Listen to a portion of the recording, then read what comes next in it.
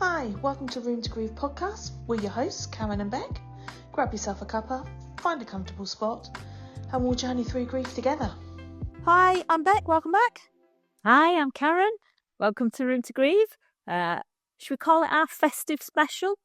No signs of festivity. I was going to say, if you can call it that, yeah. Yeah, difficult one, isn't it? It is, yeah. Yeah, so this is that. We're nearly there. This is our last podcast before Christmas, and then we're going to have a few weeks break, aren't we? Yeah. Just purely due to time and family pressures and everything else that life throws in. Yeah, there's a lot that goes on at this time of year, and when you're grieving, it's really hard to navigate all of that, isn't it, and process it all. No, I mean, we have always said that we don't preach, we don't tell people how to grieve, and we just are sharing our journey. And that's what we'll continue to do. We're not going to change. And our journeys are quite different over Christmas. And it just shows, we say so many times, we're not repeating ourselves because I think it is important to say and just get it across that everybody's grief journey is unique. And how you prepare for Christmas, you might have a fantastic way of preparing for Christmas and you can tell it to somebody else and that will make absolutely no difference to them because their grief is so different. But there are key elements to it. I mean, like, you're going to hate me now because I'm going to use my word. Yeah. Let me guess. Balance? Yes! But it's balance and it's preparation. Because I'm not celebrating Christmas, but I've still got to prepare to not celebrate. Do you know what I mean? Yeah, I hadn't really thought about it like that because we are celebrating Christmas.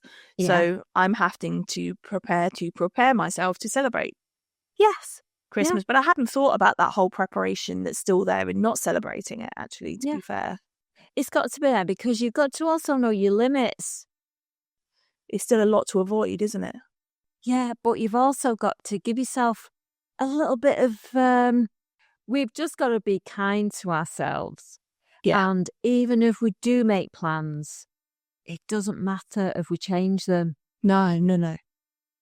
And if people are upset by that, I mean, surely you just have to say, look. That's what I was going to say. Surround yourself with people that are understanding to the fact that, I feel pretty confident that most people in my life, if I was to say to them, do you know what, I can't do this, they'd actually be completely understanding of that and all right with that. But I think that's taken a little while to get to that space now that I am okay to say, no, I changed my mind too.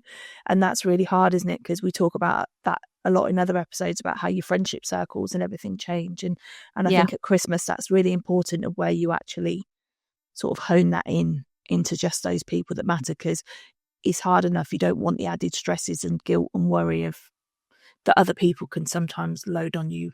No, but it's going back to balance again. You can actually dip in and out of it, can't you? If you go somewhere and you think, right, just allow yourself to think, I can put up with that for an hour. I will go and do that for an hour. And if you get there and you're actually enjoying yourself, you think, maybe I could do another hour.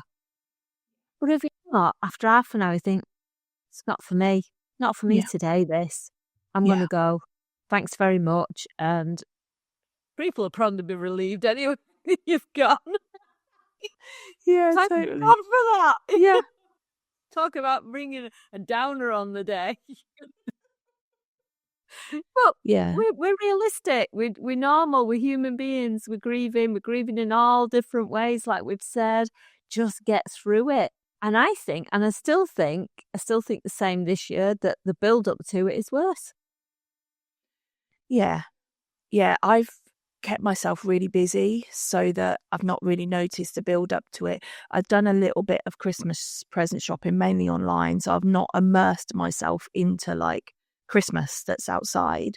So I'm kind of choosing my level of Christmas that I sort of get involved in, I guess. And I'm just buying stuff online and it's turning up and then I'm just wrapping it straight away and putting it away. Whereas before, like, I would do the whole Christmas shop and it would be exciting, and then I'd plan it, and then I'd, make a whole evening of wrapping it, and it would, I'd create that as part of Christmas. Whereas I'm not doing that this year. I'm taking all of that. So I kind of actually feel a little bit like the other day I sat there and thought to myself, I'm doing all right. Like what are we, nearly, a week or so into December? We're only 2 weeks away from Christmas. And I feel like I'm fucking doing this. Like, I'm getting it. Like, we're nearly done. Do you know what I mean? I actually feel like, oh my God, like I remember last year, it was from the 1st of September that I had Christmas anxiety, and it literally was every single day. But this year, I don't feel like I've sat in Christmas enough yet to have that kind. I'm still being really good and ignoring it and denying it, and just buying a few presents and not being overly Christmassy. I'm doing that whole thing that you just said, dipping in and out of it. And oh, you're doomed. It's gonna hit you on Christmas Day then. Yeah, I know. And if it does, you deal with it.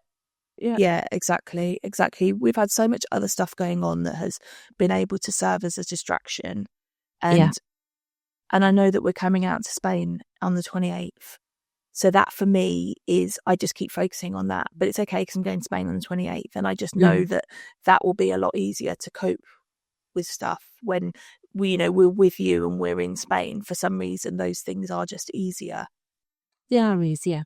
I know that we're fortunate enough that we can all do that. And a lot of people don't have that opportunity to run away. But I think it's still important to give yourself a little bit of time out, isn't it? And just that space to, even if it's in the shower or in the car for me, just to sit and have it doesn't have to be going away. It doesn't have to be. You just find your space. I mean, I've always joked and I say, oh, I'm running away. That's my light-hearted way of dealing with it. I'm not actually running away. It's planned. I'll have balance there. I'll be walking. I'll do yoga. It sounds like I'm this proper, like keep fit, whatever. But I'm not. I'm just me. And that at the moment is working for me. Yeah. Might all change tomorrow. Might all change when I get there. I might just sit crying and eating. But I'll have to do it at the same time as painting because I've ordered a right load of paint. So I'll have to cry and paint. And I've got my pebbles to do. But it's just keeping yourself busy, isn't it? Yeah. Because otherwise you sit in it, I say that I haven't really noticed. I've cried a lot this week. I've had those gut-wrenching heavy sobs, going to sleep. But I have also sat and been able to this week sit and watch all Bradley's videos and his photos, and because I've not been able to do that for a long time because I dip in and out of that as well. And as much as, I could feel myself feeling sad thinking that I was doing it, but I feel like proud of myself that I've been able to actually do that this week, because there's a lot of times where I can't do that. Yeah, so that's really good that I didn't know you'd done that. And do you know what? I meant to tell you this the other day when I was driving back from the gym, and I can't remember what I rang you about instead. And this will make me sad, and I don't mean it to because it's a good thing. I had a load of thoughts about Bradley, and then I suddenly remembered and got myself all upset that I was actually remembering Bradley as he was before he was ill. So I was like visualising. I do this to myself, I torture myself all the time. And I was thinking, God, if something had happened that day and if Bradley was here, this is how Bradley would have reacted to that. And this is what he would have done. And normally I envisage Bradley when he's poorly. And then I get really upset because I just see poorly Bradley all the time. And then I realise that through all of these, scenarios that I was making up in my head, Bradley was Bradley. Bradley was well. And I thought that just felt like such a milestone for me to be able to remember him as him. And so I was really pleased at that. And I don't know why I'm crying, because it was a good thing. Yeah, because it's a release, isn't it? Like you say, you've got over a major block, because that's what it is, that block of only seeing them how they were. Yeah. And not remembering them as them. Yeah.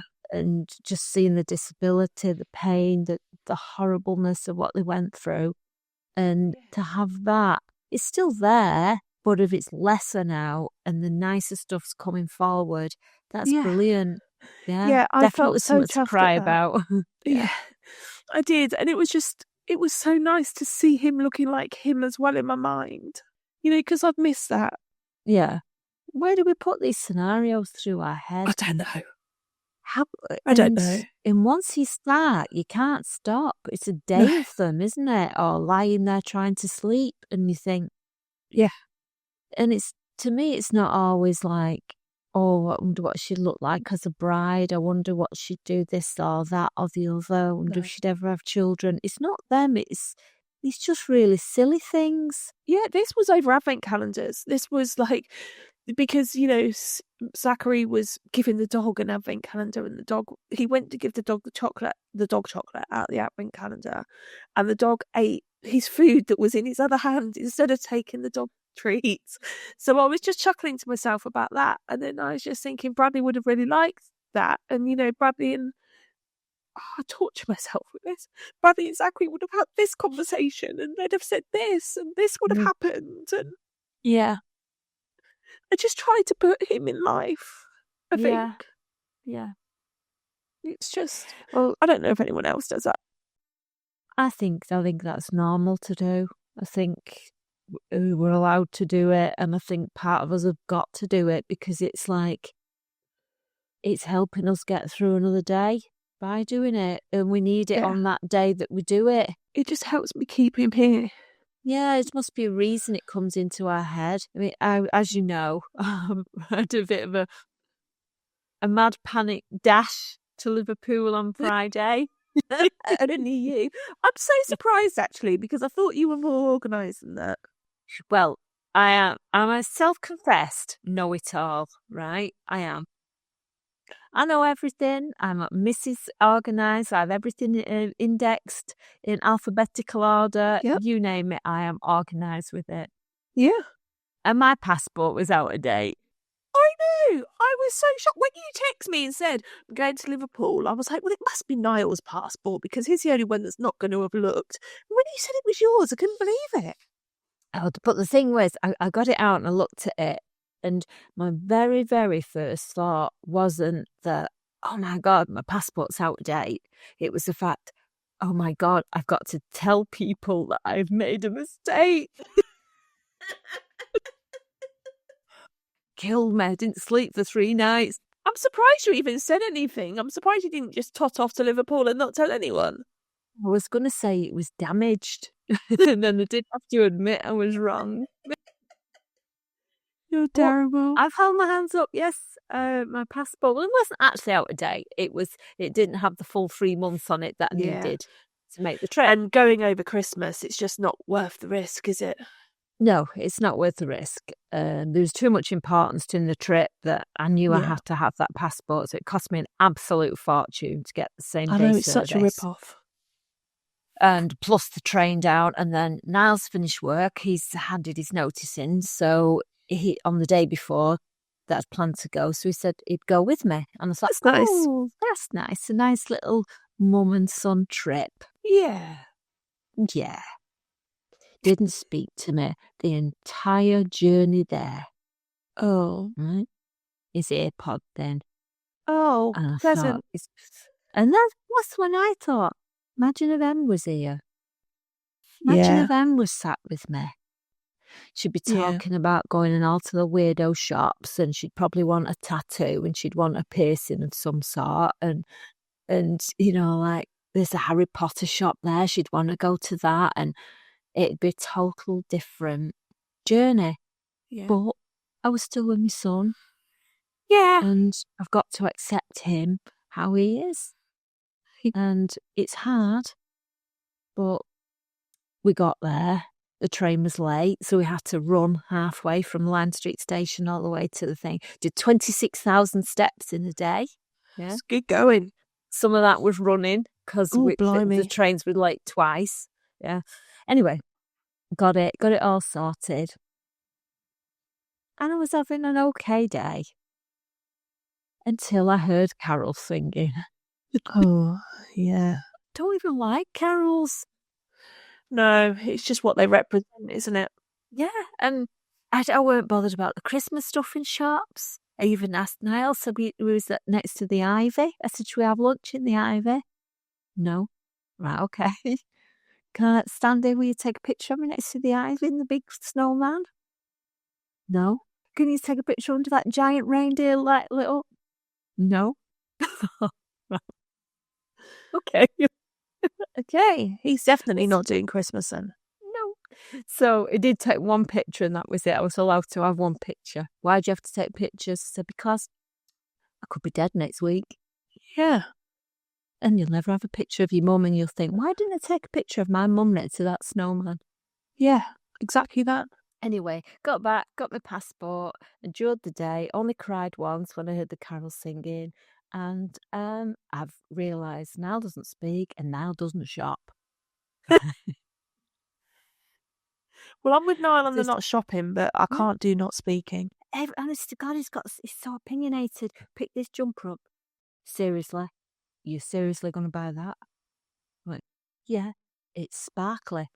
Yeah. Yeah, it's Christmas. And he went, put it back.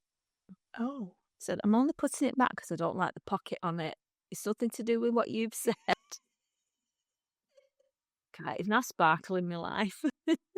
Oh, blimey. So that was the day.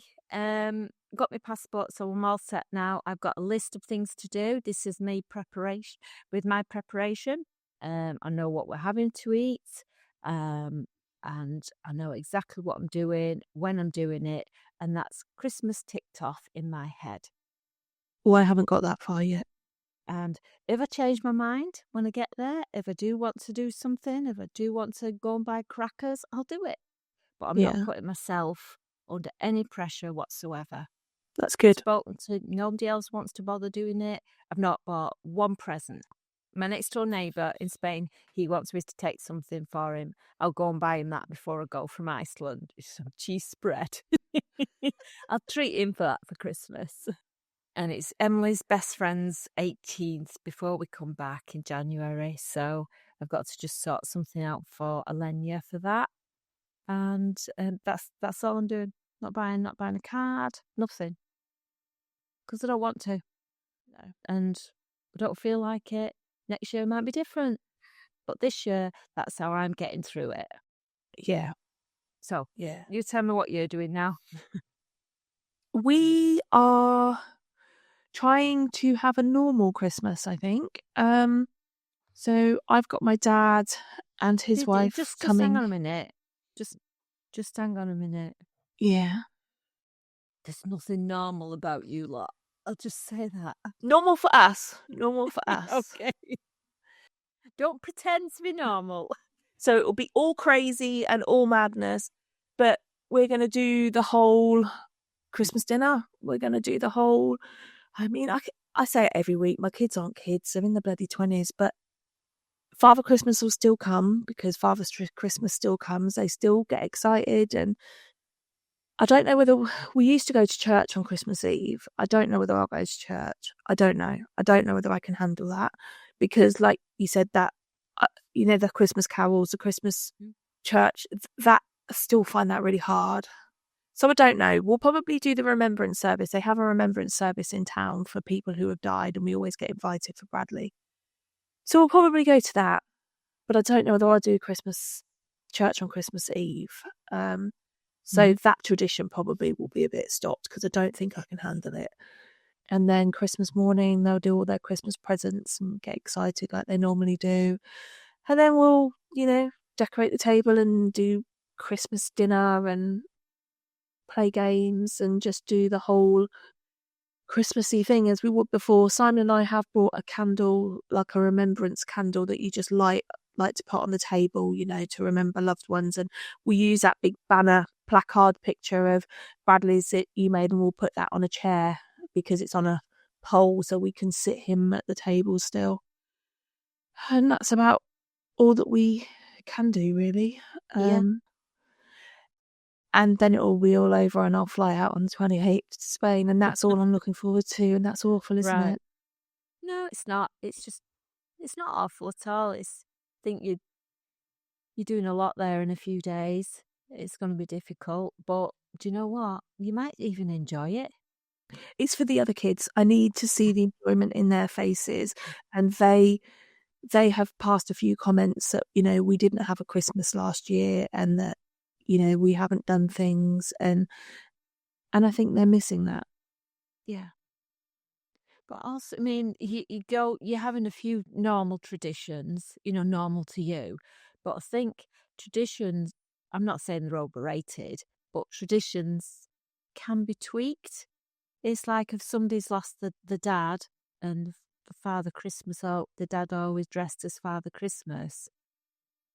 If the dad can't be there, you could look to change it slightly, and it doesn't have to be the same, and make a new tradition, but talk about all that old. Well, we can't do that tradition now. Let's think of something different to do, and we've just got to make changes, haven't we? Yeah. Where we have to. Yeah. Do the things that we can do. If we can't, don't do them. But if we can tweak them to help us get through, we'll do that. It's just one day. That's all I have to keep telling myself. It's just one day. And as much as it feels more and it feels bigger, it is just one day. Yeah. And then it's all over. We don't miss them any more on that day than what we do the day before or the day after. They're still gone. They're still not in our lives. And the more we prepare and remind ourselves of that, I think it will just be easier to get through it. Yeah. And me having fun with my other kids and enjoying the day doesn't mean that he's forgotten or that he isn't missed or, you know, any of that. And it doesn't mean that you can't have a thoroughly enjoyable day. No. Yeah. It's just wrong and different and weird, but it is what it is. And so I can't change it. So I have to make the best out of what we've got. And we can only change what we can change, and the things that we can't, we just have to deal with them, don't we? Yeah. And I think a lot of it is getting rid of the stigma or the ideas that we think other people have of us. You know, like I worry a lot that other people will think that what I'm doing is wrong, or will think that what I'm doing isn't acceptable, or, you know, that people will then think that I'm over it, or think that I'm too happy, or think this or think that. And I think a lot of it is just doing what you need to do for you and just not worrying about other people. But if you're one of those people that does worry about what other people think, you know, or how you're perceived by others, then that becomes really difficult too, doesn't it? So I think it's just because I don't think others, I think very, very few others would think anything. I think it's us that think people do. I think it's a pressure that we put on ourselves to 100%. think how we should look to be grieving, how we should celebrate things or not celebrate. You know, like that's up to other people how they want to see, but you just need to get it in your head that people don't care. People are that busy with their other problems or enjoying themselves or pretending to enjoy themselves, because there's probably so many people out there that have not lost somebody and who bloody hate Christmas. I mean, I was looking at it was like to come up on Facebook or something. You know, like it was a Next advert, and it was Laura Ashley plates. I just looked, so I like the look of the plates, and it actually said, you know, like help something along the lines of help your loved ones by serving them off these beautiful plates, and thinking, why do you need a plate to make somebody happy? You know, like as long as you've got your people with you who you want to be with, you don't need a fancy plate, do you? No. Jesus Christ, I'd eat off the floor if I had Emily with me. Oh God, yeah. I'll give up my food. Yeah. Yeah.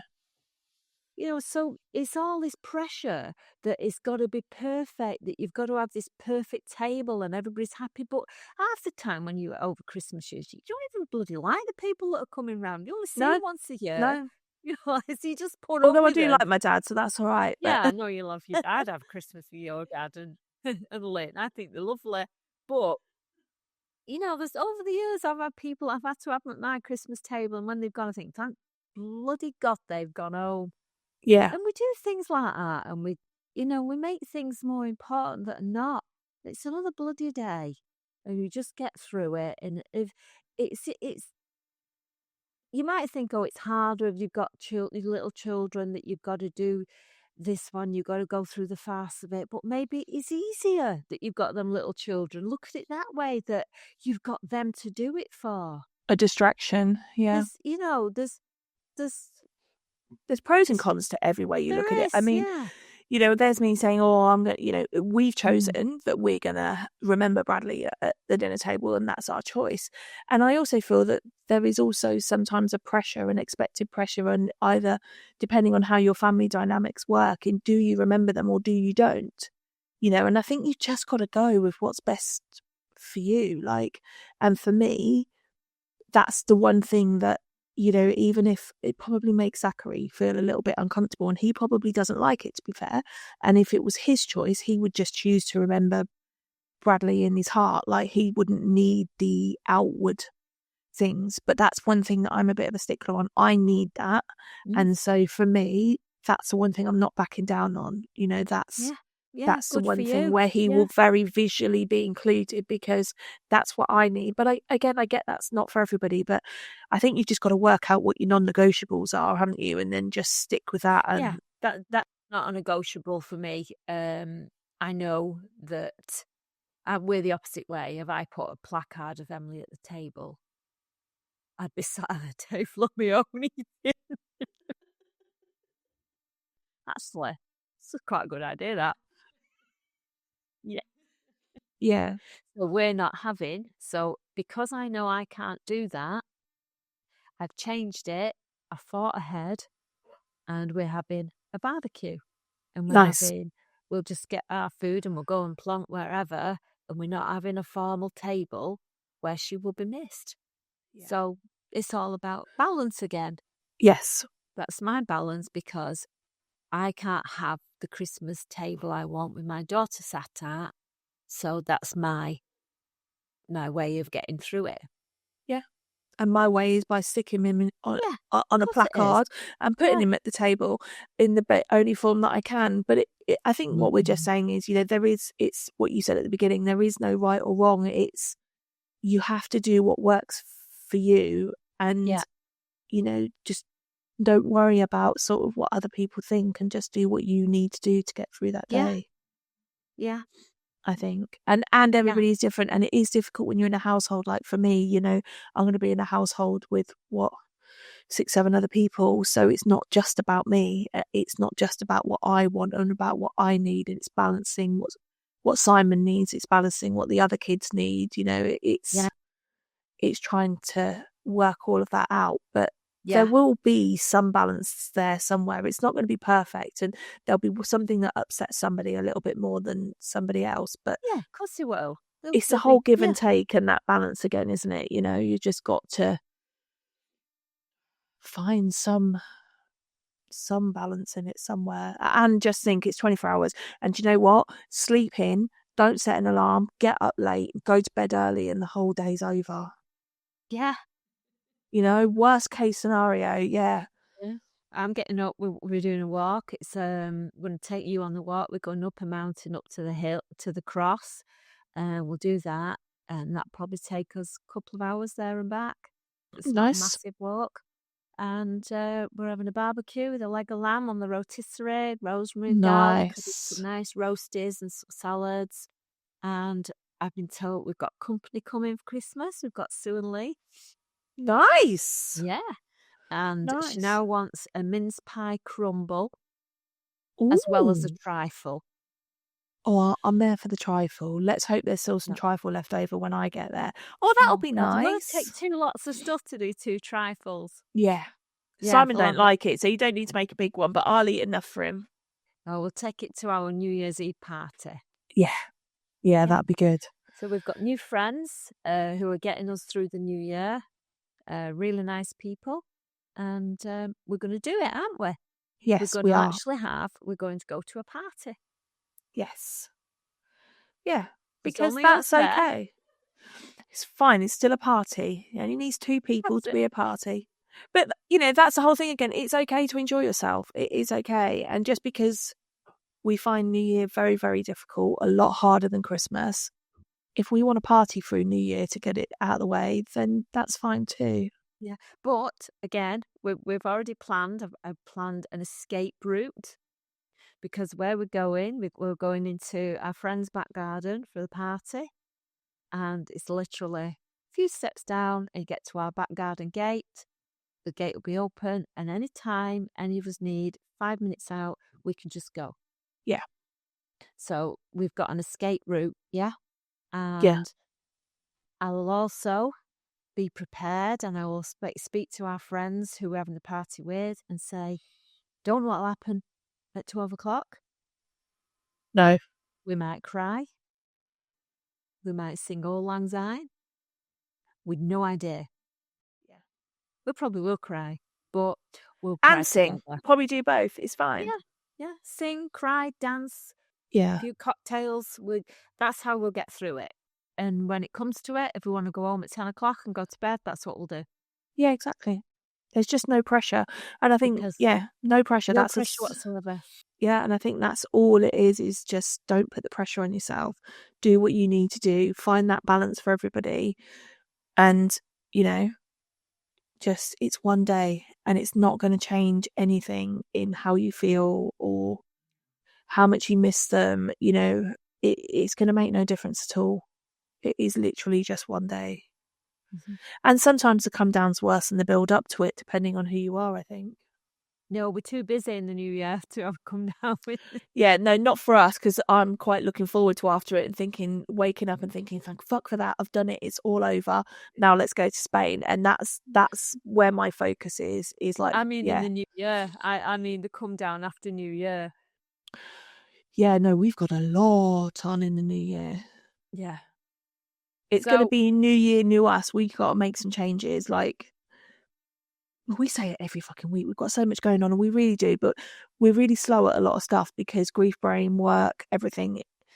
We don't have enough time, and we've got too many plates that we're spinning. And I think we just need to spin 1 or 2 plates and do them 100%. I think we've just got to give it our all, haven't we? And everything. This is my mantra for the new year. Is I watched a podcast or something, and it was like, for next year, why don't you give 100% to everything? So I'm going to give my relationships 100%, my work 100%, and my life 100%, and see what difference it makes, rather than just giving a little bit of everything. Choose the 3 things that are sort of important and give them 100%, and see whether that makes a difference. I might only last a week, but I'm going to try and just see whether it makes a difference. Yeah. I'm not making any New Year's resolutions. I'm not making any promises or anything. I'm just going to carry on. Get up. Carrying on. No, I start all my therapy in the new year too, so I'm hoping that I'm a little bit worried that's going to throw up a load of stuff and make it all actually harder and worse because I've actually got to deal with it. The psychotherapist said, if you're starting off with a clean slate, you do achieve things better. So if you clear your slate, it can only work better for you. Wipe your slate clean, deal with all the other shite that's in your head. That's what I need to do. And then that's what I need to do. And that is so true, because the biggest telltale sign of any of my friends or family know when I'm stressed is I have to clean. And you know me, I'm not house proud in the slightest. So if I'm in a really good mood and I'm in a really relaxed place, I couldn't give a shit how messy my house is. When I am not coping is when I have to be obsessive over my house being clean. Just weirdly, if I can clean my house, I feel like I can clean my mind. I don't understand why I do it, but it seems to be a thing.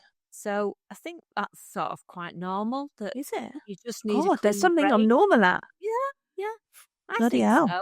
If you've got a clean brain, your brain works better. I don't know. I mean, every year is just, the goal is just to get through it, isn't it? Yeah. And just because it's gone another day, it doesn't mean to say we're a year further away from our kids. No, but it feels it and it sounds it. It does feel it, but all right, we're a year closer to being with them. That's just got to keep looking at the positives. Did I send you that meme yesterday that I found? Don't know whether I sent it to you or not.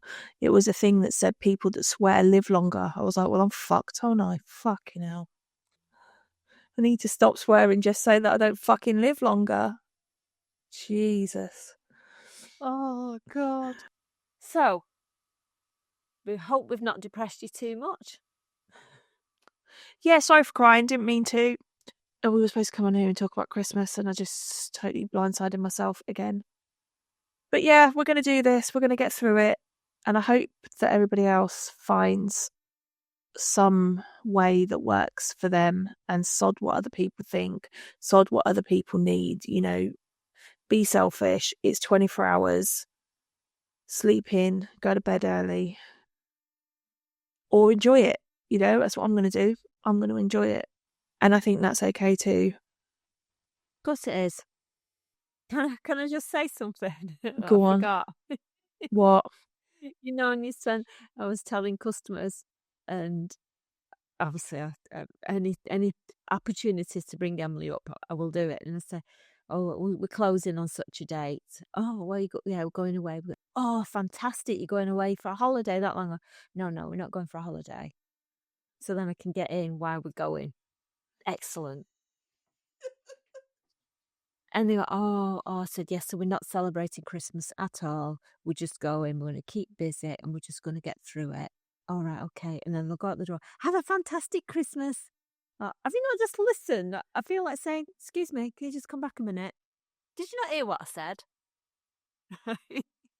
So don't get offended by what people say and do, right? Because somebody's going to say something wrong all the time. So just take it with a pinch of salt, because at the end of the day, those people are not important to you. So don't let them upset you. Exactly that. So yeah, have a peaceful Christmas. We'll go into the new year. And thank you for everything that all of our listeners have done for us this year in supporting us with this podcast, because without you lot listening, Karen and I couldn't sit here and have our therapy session with each other every week and put that out there. And, you know, we couldn't help the people that we've helped. The emails that we get to say how much we help other people is just worth it in itself. So thank you very much to everybody else. And we will be back in the new year and let you know how it all goes. So for the last time in 2024, let's say, grab yourself a cuppa, find a comfortable spot, and we'll journey through grief together. Thanks for listening. See you next year.